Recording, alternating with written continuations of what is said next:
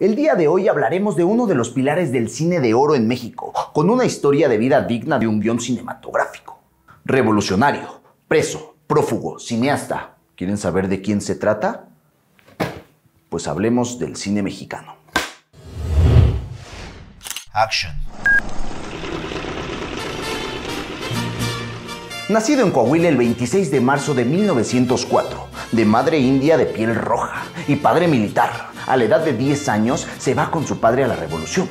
Cuenta que su infancia fue muy feliz, con caballo y rifle en mano. Emilio Fernández cuenta que su padre era muy duro. Un día se le plantó enfrente y le dijo: tú y yo somos iguales. A lo que su papá le contestó: usted es mi hijo y nunca vamos a ser iguales. Y que le suelta una cachetada que lo silenció. Se dejaron de hablar durante 2 años.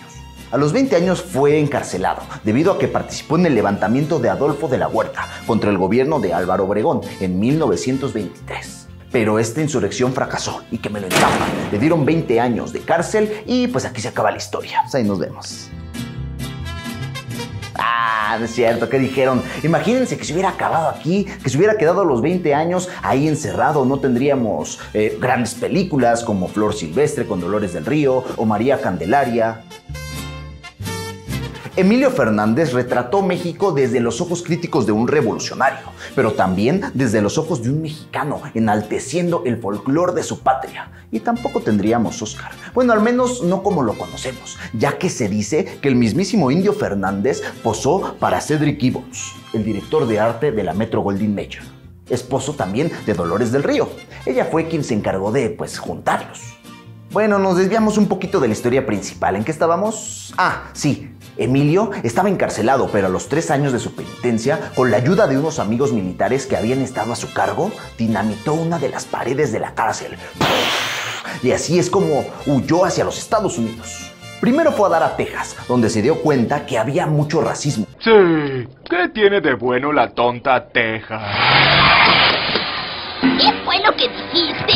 De ahí fue recorriendo el país trabajando de todo, de cargador, de minero, en la pizca. Tuvo trabajos muy pesados, los más pesados que se pueden imaginar. Eso sí, lo único que no hizo fue trabajar de mesero. A palabras de él, dijo que no es que despreciara el trabajo, sino que él se había jurado nunca servirle a los gringos. Recuerden que había sufrido mucho de racismo hacia su persona y hacia los compatriotas que andaban por allá.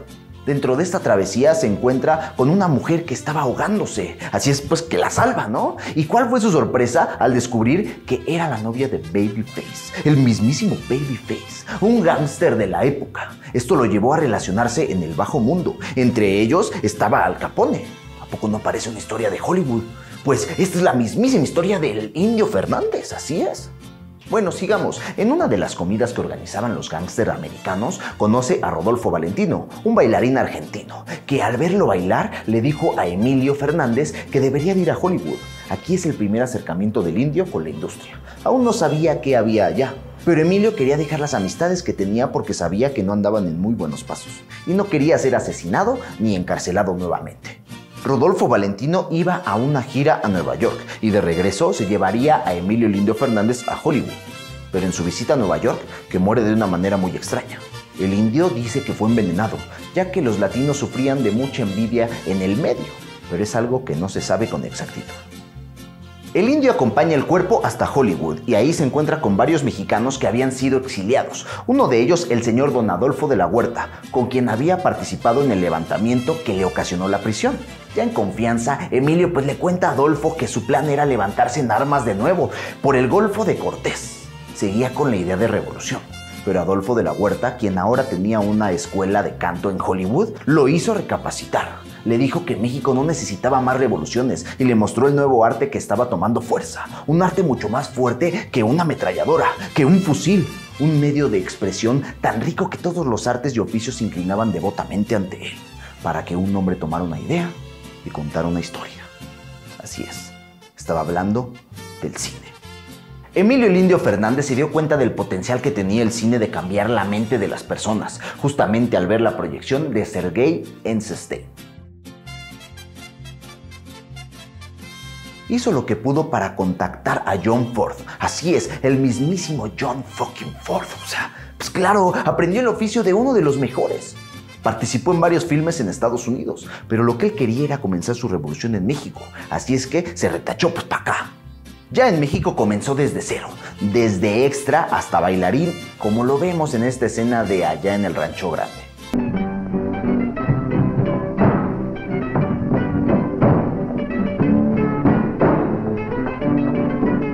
Después logra un papel protagónico en Janitzio, pero eso solo sería el comienzo, ya que consigue la financiación del general Juan Azcárate, a quien convenció diciéndole que si le daban 80,000 pesos, él le regresaría 5 millones. Pues así como no, pues cómo se negaba, ¿no? Pues que le dijo, ¿dónde firmo, caray? Y así fue como comenzó su debut, como director en 1941 con La Isla de la Pasión. En 1943 fue contactado por los estudios cinematográficos Films Mundiales, y aquí es donde se unirían por primera vez los 4 haces del cine mexicano. Estamos hablando del Indio Fernández, Gabriel Figueroa, fotógrafo, Dolores del Río y Pedro Armendáriz. Aquí es donde explota el cine de oro en México. Ellos lo detonan. Su primer trabajo fue Flor Silvestre, donde Dolores del Río debutaría en México, después de venir de hacer cine en Hollywood, pero este proyecto lo habían contratado para hacer un western, y en vez de hacer eso, hace una versión de la Revolución y sobre todo una versión de México, dándonos una crítica de lo que fue la Revolución Mexicana y algunos excesos de ciertos revolucionarios, aunque él dijo que solamente plasmó lo que tenía en mente, sin intención de hacer una crítica como tal. Y el mismo año filmaría María Candelaria, de igual manera con el Cuarteto de Haces. Bueno, pues para esta película ponía a Dolores del Río como una indígena, retratando al México tal cual era. Pues que me lo corren de la compañía, con el argumento de que había hecho una película de indios, y cómo era posible que pusiera a Dolores del Río como una indígena descalza, cuando ella era el estandarte de belleza mexicana. Pues en un principio la película pues no le fue tan bien por las críticas que tuvo. Es más, la dejaron ahí enlatada. Pero un año después la mandaron a Cannes. ¿Y cuál fue la sorpresa? Que gana Cannes y la Palma de Oro, papá. No, pues que se va para arriba, hijo. Aquí consolidó su estilo, mostrando la realidad rural de México, pero de una forma orgullosa, con paisajes hermosos que vestían las tierras mexicanas, emplazamientos de cámara mostrando el horizonte y sus nubes. Eran cuadros vivientes. Y en parte esto también se lo debemos a Gabriel Figueroa, el gran fotógrafo del cine de oro. En 1945 adaptó una historia del escritor John Steinbeck y filmó La Perla, considerada por la crítica como una obra de arte, una historia que nos habla de la ignorancia y la miseria de la humanidad, muy bien lograda con la ayuda de la fotografía de Figueroa. Con esta consiguió una mención por su contribución a la mejor película para progresar en el Festival de Cine de Venecia.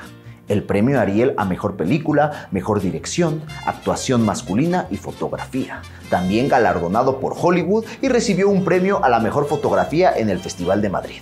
Luego vinieron las películas que consolidarían su estilo. Entre las más importantes tenemos Enamorada con María Félix, El Fugitivo, que ayudó a realizar con el famoso director estadounidense John Ford, el mismísimo que fue su mentor, claro. Río Escondido, ganadora a Mejor Fotografía en Checoslovaquia.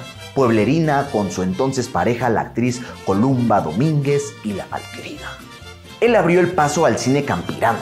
No solo eso, para él el cine era lo más grande que existía y debía estar en función no solamente de divertir, sino de guiar y educar, ya que el cine tenía un compromiso enorme. Era un adelantado a su tiempo. Creía que mediante una proyección un estudiante podía entender de procesos, viendo la película una y otra vez. O sea, imagínense, esto lo dijo hace 70 años aproximadamente. O sea, esto es lo que ocurre hoy en día en YouTube. Eventualmente su fama fue decayendo y otros directores tomaron el estandarte del cine mexicano. Y aunque lo volvimos a ver en numerosas ocasiones en películas al lado de grandes actores como Richard Burton en The Night of the Iguana o Marlon Brando en Sierra Prohibida, no pudo restaurar la felicidad que le daba la dirección. Tuvo algunos altercados por los cuales fue encarcelado y después de 6 meses lo soltaron bajo libertad condicional. Y en 1986 fallece después de una transfusión sanguínea contagiada con paludismo. Bueno amigos, hasta aquí la historia del Indio Fernández. Si les gustó no olviden suscribirse a nuestro canal ahí en YouTube, darle like y si están en Facebook, pues aquí en el primer comentario les vamos a dejar el link de YouTube para que vean el contenido que hacemos para ustedes. Así es que la próxima vez que les pregunten por el cine de oro en México y todos nombren a Jorge Negrete o Pedro Infante, ustedes digan, yo les tengo uno mejor. Revolucionario, preso, prófugo, cineasta y pionero del cine de oro en México. Así es, ¿quién más que el que está parado en el premio más importante de la Academia? El señor Emilio el Indio Fernández. Corte y queda.